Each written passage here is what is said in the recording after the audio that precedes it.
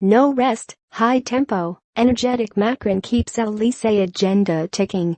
Paris, Reuters, from text messages at 2 a.m. to clockwork meetings and tight deadlines, 39-year-old Emmanuel Macron is shaking up how the French presidency is run, raising the tempo and stretching the limits of the largely youthful team around him.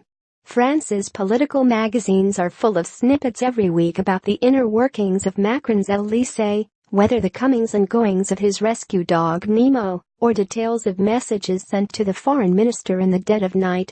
But foreign diplomats dealing with the administration also describe a different pace and style of work, saying the young president, with a background in investment banking and civil service, has injected fresh elan into the role. Half a dozen senior European envoys, speaking to Reuters on condition of anonymity, expressed similar views on the sharpness, energy, and openness of Macron and his team, whether on specific policy discussions or wider bilateral issues. While they were quick to emphasize that former President François Hollande also had a strong command of the files and a ready wit, Macron's focus, personal engagement and trust in those around him has quickened the rhythm, they said. There is undoubtedly a change in pace, said the ambassador of one northern European country. It's not just in terms of ambition, but actually engagement. They are very open, they want us involved, they want us there in meetings. Another described Macron's team as bringing a level of analysis and planning to the table that is more in tune with the worlds of investment banking and finance than politics. On EU policy in particular, which Macron has made a priority, delivering big-picture speeches in Athens and at the Sorbonne, he has established a tight group of advisors and envoys around him, combining youth and experience. As well as Philippe Etienne, 61, the former French ambassador to the EU, there is 36-year-old Clement Beaune, a graduate of the Elysee school who was part of Macron's En Marche movement from the beginning and is now Europe advisor. Philippe Leglis Costa, the new representative in Brussels, and Europe Minister Nathalie Elysee are also part of the mix.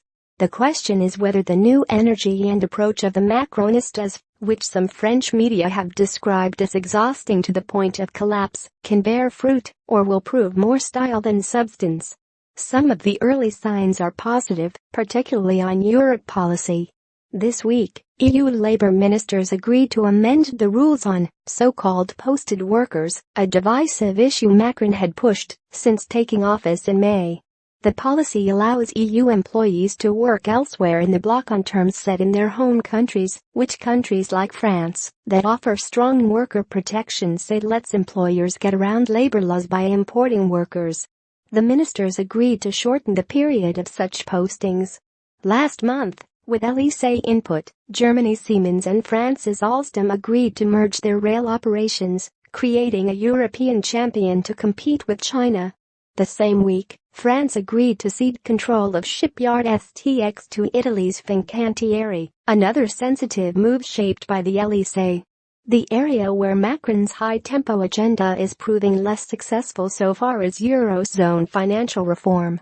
The president had hoped to work with German Chancellor Angela Merkel to overhaul monetary union, including establishing a separate budget for the 19 countries that use the euro. The results of Germany's election last month have made that more difficult, with both Merkel's likely coalition partners, the Liberal FDP party and the Greens, opposed to a Eurozone budget or any debt sharing. Macron acknowledged some of those obstacles at a summit of EU leaders in Brussels last week, but said he remained committed to the budget goal, saying it would emerge eventually. Additional reporting by Richard Luff, editing by Peter Graff.